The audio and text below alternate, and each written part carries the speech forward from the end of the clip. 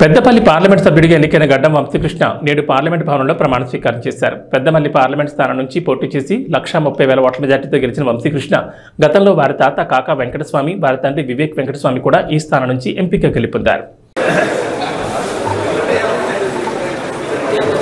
Shri Vamsi Krishna Gaddam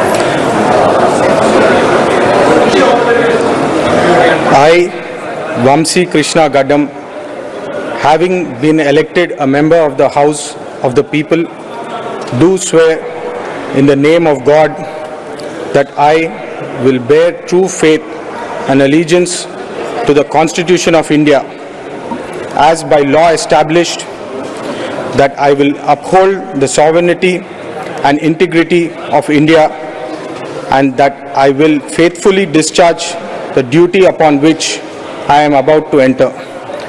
Jai Hind.